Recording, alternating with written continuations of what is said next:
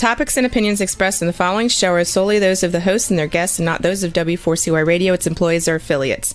We make no recommendations or endorsements for radio show programs, services, or products mentioned on air or on our web. No liability, explicit or implied, shall be extended to W4CY Radio or its employees or affiliates. Any questions or comments should be directed to those show hosts. Thank you for choosing W4CY Radio. Welcome to the Ask the Expert show on W4CY Radio and Talk4 TV, where we bring you educational information from top local experts in the fields of legal, health, financial, and home improvement. Now sit back and listen to experts in family law, association law, hearing loss, business brokers, home care, along with many other topics. Now here are your hosts, Steve-O and Sophia. Hey, good morning. Welcome to another Ask the Expert show, where we bring you top experts in the fields of health, legal, financial, and home improvement. Another great expert today, one of my favorites. He's been with us well over a year, Dr. Eldred Taylor. Before I get to Dr. Taylor, today's show is brought to you by Henningen's Injury Attorneys. If you get injured, contact attorney Henningen, and you can call him at 404-835-4935. We are going to be talking about stress today, and I cannot wait to talk to Dr. Taylor about this, because I think you turn on the news, you look at the economy, go to the grocery store, go to the gas station. We are filled with stress. Good morning, Dr. Taylor. Hello, good morning. How are you doing? We got to get rid of this stress, Dr. Taylor. It's going to be the death of us. Yeah. Well, I'll tell you, we wrote a book called The Stress Connection, and that primarily came out of a study. It's probably been 15 years ago now that I read. And it said 75 to 90% of all visits to primary care physicians are for stress-related complaints or disorders. So I know we've done a lot of shows on stress, but 75 to 90% of the time, that's the cause of the reason why you're going to the doctor. So when I would go and speak to docs, I was like, we need to be an expert on stress if it's affecting 75 to 90% of our visits.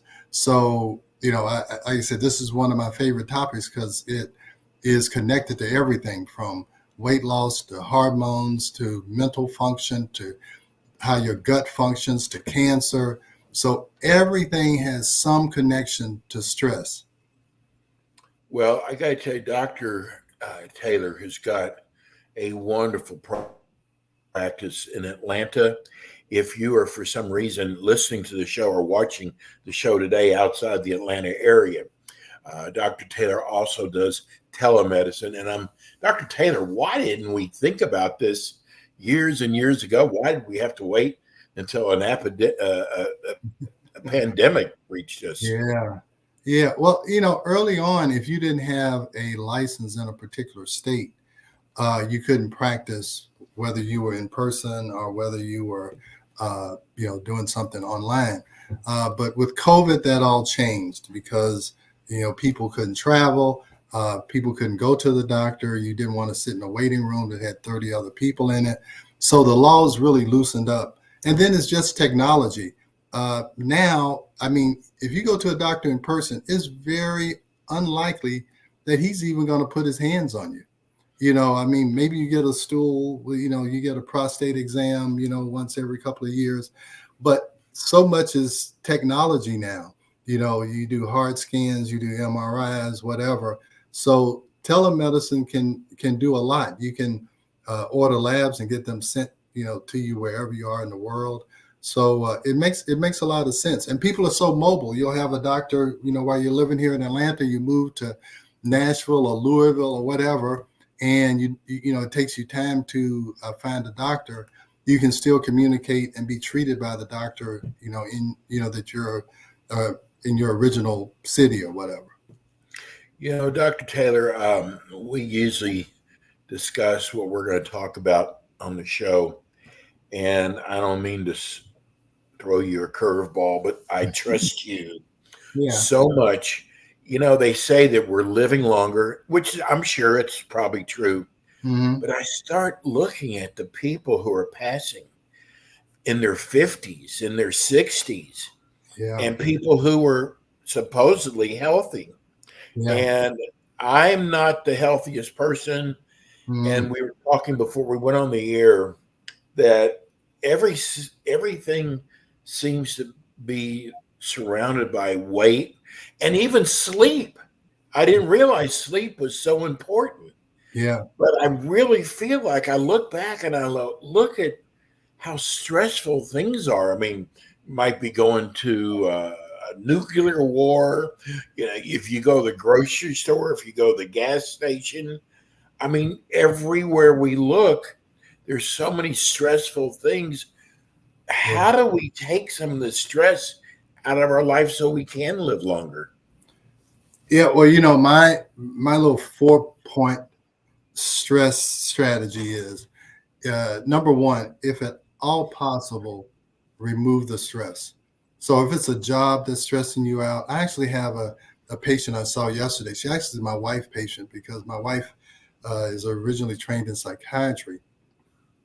Her job has stressed her out to the point where she has major depression. And so my wife had put her on disability leave. And then after like a month or two, she told her that she needed to take off for 6 months. After a month or two, they called her and threatened her with her job. And so she comes in and it's like it reversed everything that we had accomplished. So, we were telling her she needs to get out of that stressful situation. So she had to do a whole lot of paperwork or whatever. So anyway, first thing is try and get rid of the stress. Don't let a job kill you. Don't let a relationship kill you. So that's the first thing.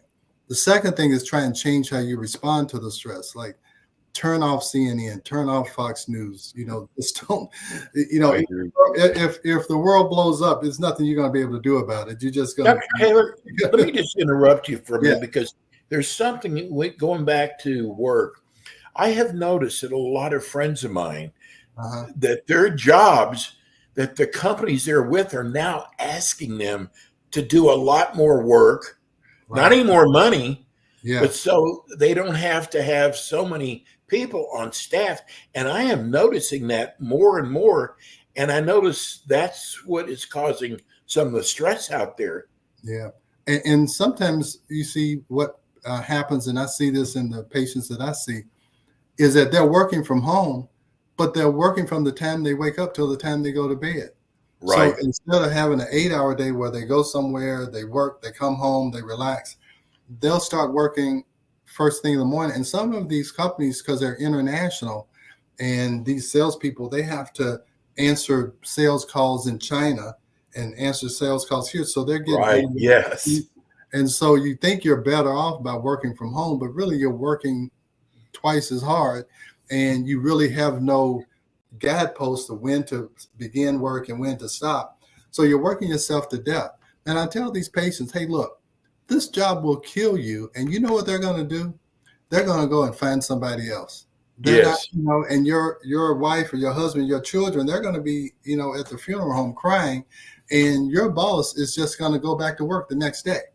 So, you got to understand where you are in this company and how much more important you are to your family than you are to, whatever corporation that you're working for. So, yeah, you need to get rid of the stress. Dr. Taylor, I know you see patients that maybe aren't doing well, Mhm. and which I would think that would be stressful. You become close with your patients, Yeah. and maybe they might not have long to live, or whatever, they might have cancer. How do you deal with that when you come home from the office? Well, this is what I would tell you. Uh, I don't see a whole lot of terminally ill patients. Yeah, I've had some cancer patients who have come to me really too late for me to help them. Hmm. But I kind of say, I try to help people who are not well become well. I'm not necessarily the person who is taking care of sick people, trying to get them non-sick. So I don't see a lot of, death and destruction or whatever. So, Thank God. and the reason why I changed my whole life is that I used to do OB, where you talk about sleep. You know, yeah. I had a lot of 2 a.m. deliveries and interrupted sleep, which I could handle when I was in my 30s. But when I got to my 40s, I couldn't handle it. I mean, it was too stressful on my body. Not that the work was stressful, but it was that interrupted sleep and trying to catch up with my sleep. It was very stressful, and I could tell my mental function was going down, because I used to also give lectures and travel. And I was in Las Vegas giving a lecture, and my mind went blank. It was a lecture that I'd done 1,000 times. I could do it, sleepwalking. Right. I had worked myself to a bone, and I was traveling, and I could not remember what to say when these slides were up. And the people who were there, they had heard me speak before. They knew there was something wrong with me. And so they called my wife. They made sure I got on the plane. And my wife, for 6 months, said I could not travel. I mean, I would go to the office and patients were talking to me, and I really couldn't process what they were saying. Wow. So I've been there, done that. And so I changed, I stopped traveling. I took some supplements, IVs, whatever. And I have arranged my life. I take Wednesdays off. That's why I can do this podcast. So Right. I have changed my response to the stress. I will not let my job, and I love my patients, but I'm not going to let them kill me. And if my patients are watching, I love you, but I'm going to take my vacations and I'm going to take my Wednesdays off, because, again, if I'm dead and gone, they'll go find another doc. I mean, that's just what I hear you. Yeah. So, all right. So but stress is very important, though, isn't it? Yeah, it is. And then the third thing you want to do is you want to repair the damage caused by the stress. And that's what I was talking about. You want to repair your adrenal gland. You want to repair your gut, help your brain to work better. So there's all kinds of things you can do with that, IVs, supplements. And then 4, stress is not going to go away. You have to prepare your body for future stress. You have to make sure that you have enough nutrients, you eat well, you sleep well, so that you can handle the stress that's going to come and not fall into that deep abyss of being non-functional because stress has overwhelmed you. Does stress disrupt hormones? Yeah, they definitely do. I'll give you an example, and that's why I said I wanted to touch on this, is that I had a patient yesterday or the day before who had been a long-time patient. We just been following her hormones. She'd be doing fine. It was just a check-in, but all of a sudden this time, we do it every 6 months, her estrogen, excuse me, her estrogen had like quadrupled, her progesterone was down. And so I was like, wow, this must be a lab error. What is going on? So we did a telemedicine, and I said, your numbers are just way out of whack. What's going on? So she told me her 93-year-old mother, who she had been taking care of, had passed away a week before she did that test. So she was trying to get her father situated, who's also in his 90s. So she was just saying it had been a stressful 4 or 5 months because she knew her mother was deteriorating, and then she passed away. Right. And I'm like, that's it. She had gone where for years and years we had just kept the same dose. She was fine. It was just a little courtesy visit we'd have. And all of a sudden this time, and her symptoms had come back. She wasn't sleeping. She had hot flashes. And so that's what happened. And I told her, here's what happens when you have stress. A protein called sex hormone binding globulin gets depleted. So it makes you have more free estrogen. So even though she hadn't increased her estrogen dose, more of it was free and available. So it had taken her out of balance, even though this was the same dose she had been on forever. And so that's what happens. And I learned that a long time ago. Somebody can be doing fine and a stressful event comes around and their hormones go haywire. That's a lot of times what happens when patients are going through the fertility workup. A lot of times when we go through a fertility workup, because it's so stressful, and when it doesn't work and it's not taking, the stress from that actually works against you trying to get pregnant. And so a lot of times you'll see they'll go through this fertility workup, nothing happens. They'll say, the heck with it. We'll just adopt or we'll do something, whatever. And then all of a sudden they get pregnant because the stress of trying to get pregnant has been relieved. So yeah, stress definitely disrupts hormone function. So how do you treat that patient Well, when they're out of whack like that? Yeah, well, here's what I told her. So we can do two things. We don't want to change your dose of medication. I'm telling you that this is going to, it's going to subside as soon as you get through your grieving process. Right. Now, I can get, we can do some things to help your cortisol go down, but if it's not too debilitating, I'm just telling you, it's nothing to worry about. You've been in a stressful situation.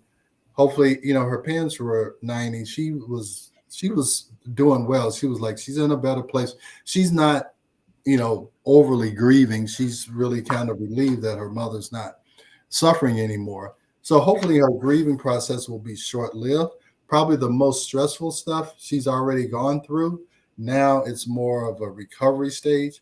So she was comfortable with just waiting. I said, hey, look, in 3-4 weeks, if you're not feeling better, then we can do something. But I'm just letting you know this is due to what you've been through for 8-9 years. This dose has been perfect for you. The labs have said it was perfect. So she was fine. She was like, okay, thanks, doc. I'll just grieve and then we'll see what happens. So that's a lot of times what you have to do is really dealing with the stress, not the hormones.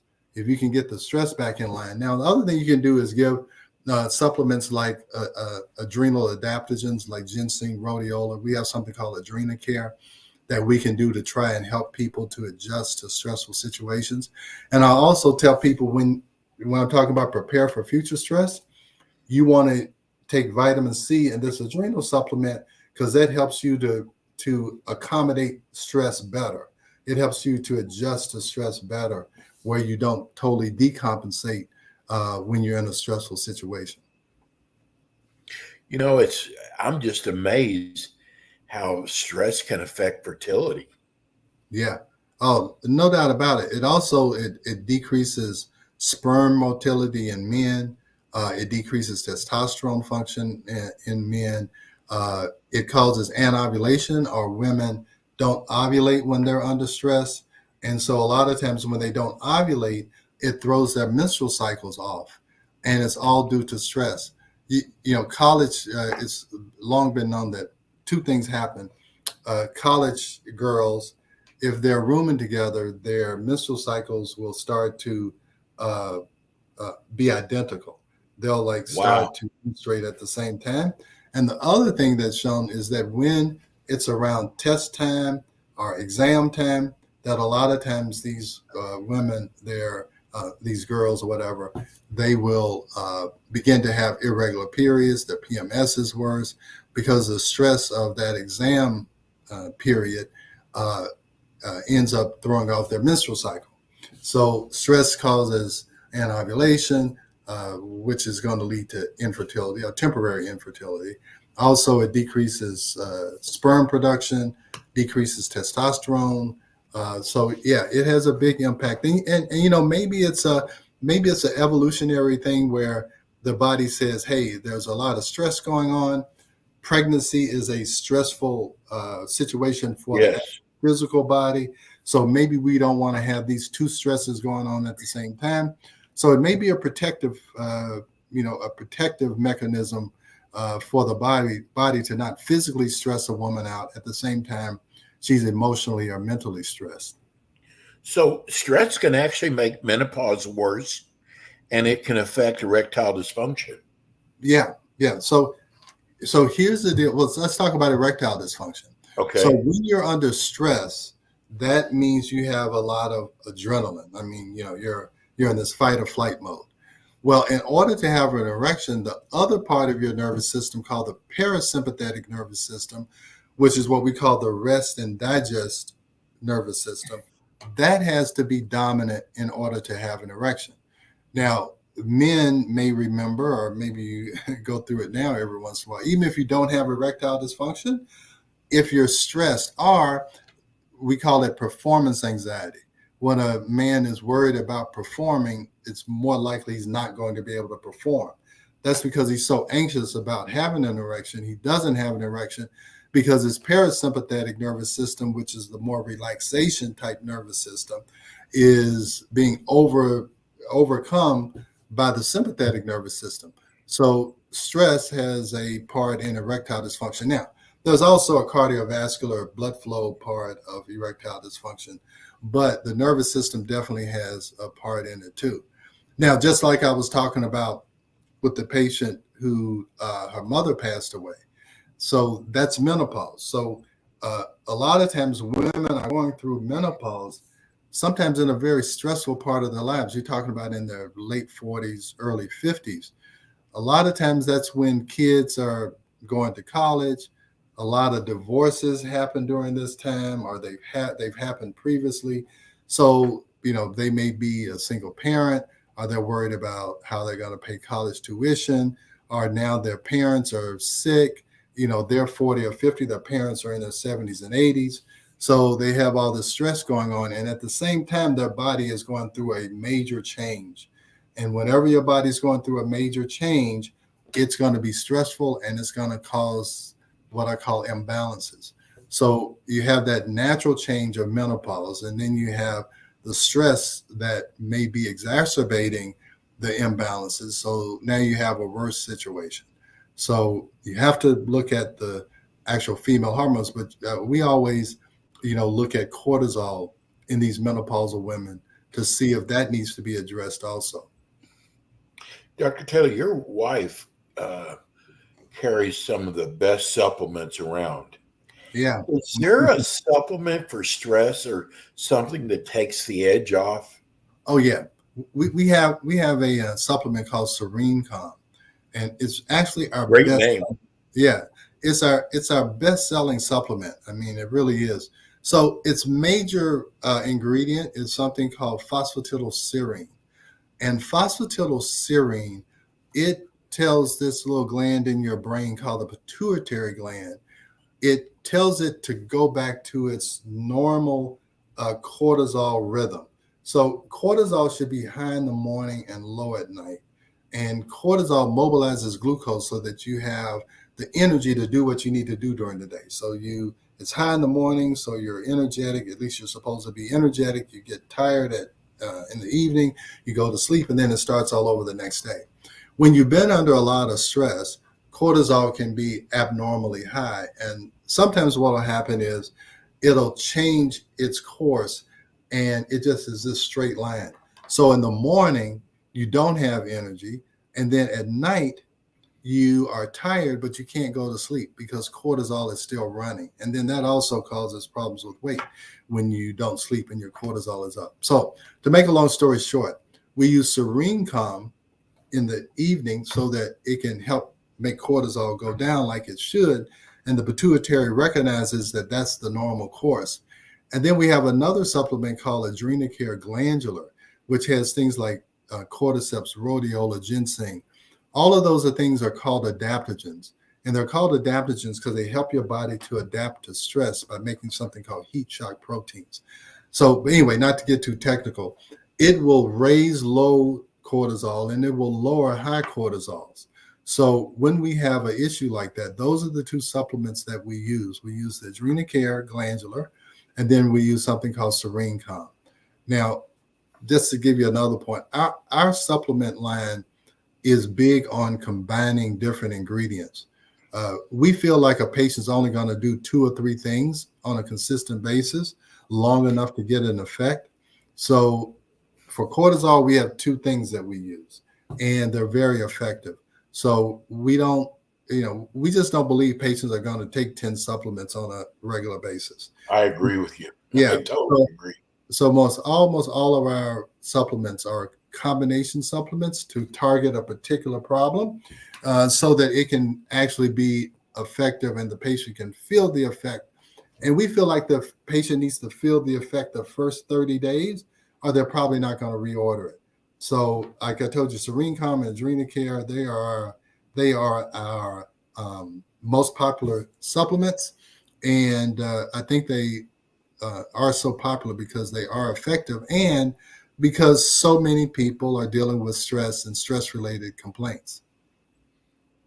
Dr. Taylor, what type of patient do you enjoy taking care of? I'll tell you, I enjoy the patient who has been to regular docs and been told that they don't see anything wrong with them. That automatically tells me that they don't have a significant disease that needs to be treated like a disease, but they have a functional problem. Something's not functioning quite right. It hasn't reached the disease level, the criteria for a disease that we in medicine are taught, but things definitely aren't functioning. And so that's the patient that I have success with. I don't necessarily want to see a patient who's deathly ill and I've got to figure out, exactly making sure they don't have a disease that actually need to be treated like a disease. So I love for the patient to be seeking me as kind of a last resort. That means I probably can help them. If you walk in and you're clutching your chest and say you have chest pain and you think you have a heart attack, I'm calling 911, getting the ambulance to take you the heck out of my office, okay? Because you're not going to have a heart attack in my office. So that's I tell people, hey, if you have an accident out on 285, don't call me. I don't fix broken bones. I don't, do surgery. I don't do any of that stuff. I want to take the person who other doctors are saying, hey, you keep coming to me complaining. I don't see anything wrong with you. You don't have a disease. I don't know what's going on with you. 90% of the time, they have a functional problem that I can probably help them with. It's probably why your patients live longer, Dr. Taylor. Yeah, well, that's the goal. Doctors. And you want them, I want to live longer, but I also I want to be living and not, in a wheelchair and somebody's feeding me and whatever. So, I want to live and then die. I don't want to. I understand that. Yeah, I don't want to live and then the last 10 or 15 years. I saw my parents, just kind of deteriorate over the last 10 or 15 years of their lives. And I think I got into this type of medicine because I'm like, I don't want to do that. And my dad was taking, 10 different medications and he just got worse and worse and worse. My mother, she suffered with dementia for the last 5-6 years of her life. I'm just trying to do everything I can to live life until I die. Some people, I heard them saying is that some people die at 90, but they stop living at 60. I understand. We don't. So that's what I'm trying to avoid, and I'm trying to help my patients avoid. We had a doctor who was an anti-aging specialist, and I can't believe it, especially after listening to you talk for the last year and a half. He just didn't take the way he handled medicine it should be, because he died of COVID. And you and I have discussed this. I took what I call the cocktail, right, and I was fine the next day. Yeah. And here a doctor who's supposedly, into hormones and stress and anti-aging, he didn't abide by his own, what he would tell his patients, and he lost his life over it. Wow, that's awful. Yeah, I can tell the difference in you and him. Oh my God, it just, you practice what you preach, and he didn't. Yeah. And that's what I'm saying. To be credible, I think you have to practice what you preach. I'll tell you, there's not anything that I recommend to a patient that I haven't done myself. Now, I will tell you some of the things I do for the cancer patients, like big doses of vitamin C I haven't done. But before we do anything, or we recommend things to our patients, we pretty much do them ourselves. So yeah, we try to practice what we preach, and I think it's hard to believe some doc who's telling me to be healthy when he's obviously unhealthy. So Yes, right. so yeah, uh, so yeah, we tried our best to practice what we preach. And boy, I tell you what, your diet, and I call it a diet, it's not a diet because you Yeah, do eat, is just, you've gotten me hooked on it. And I'm yeah, surprised how these plant-based foods yeah. aren't bad, Dr. Taylor. I know. I'll tell you, I don't even think about eating meat anymore. And I'll tell you what prompted it is that I saw these patients who had cancer, early stage cancer, we were saying, and they were trying to do everything they could to help uh, alleviate themselves of cancer or keep it from growing or whatever. And all of them were talking about how they stopped eating meat. So I'm like, well, let me see if there's any validity to this. And I was shocked. I'll tell you, I was shocked. I'm like, it is definitely a connection between eating meat and increasing cancer risk, and how if you stop, it slows down cancer growth, and you start eating plants that have all of these cancer fighting chemicals, and we're giving IV vitamin C, so you eat fruits and vegetables and things. And I said, okay, again, I got to practice what I preach.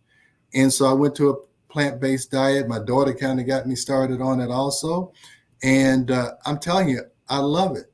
It's such a variety of things you can have when you're talking about all the different, vegetables and things. And, sometimes we get in a rut where we think of vegetables as a salad, but you can be very creative by using vegetables and fruits and plant-based. And there's so many plant-based things that you can buy in the grocery store that mimic meat. So it helps you to control your weight. It helps you with your energy level. It helps your gut to work better. You're going to have more frequent bowel movements, which help you to detoxify. So, yeah. Dr. Taylor, remember when we did a show on plant-based cooking? In fact, we're going to get your daughter on because she's actually a chef when it comes to plant-based foods. But the show that we did about plant-based foods was probably one of our biggest shows. We had more people watching that show, and I was shocked. And I guess that's why a lot of the fast food companies are going to plant-based products. Yeah, I think this, new generation, millennials and whatever other generations, X, Y, Z generations, they are a lot more health conscious. I think they are, they're kind of this, I don't want to take medication kind of generations.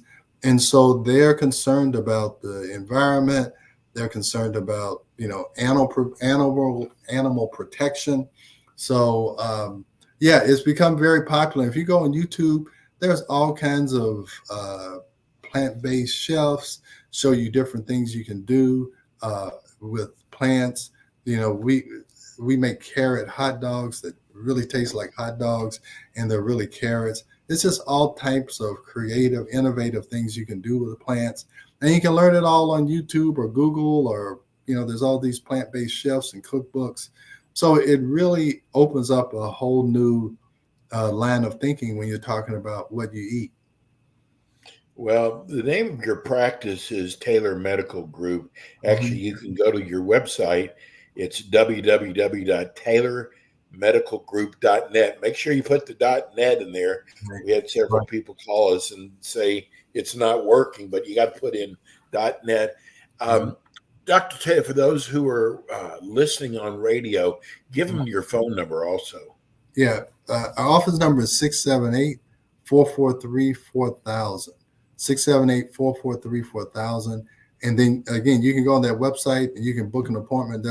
And we try to make our website very informational. So if you have any questions about what I talked about today, a lot of that information is on our website. And if nothing else, you can just go there and learn something, and maybe you can put it into practice, yourself. Well, we so appreciate the time you give us each month, and thank you so much. You were definitely God sent, Have a wonderful holiday weekend, Dr. Taylor, All right. and we will see you again next month with more Okay. Ask the Experts. Thanks, All right. Dr. Taylor. All right. Thanks a lot, Steve. I love this guy. I mean, he's amazing. I mean, listen, if you've got something that your doctor says that I don't know what it is, you know what? Give Dr. Taylor a call.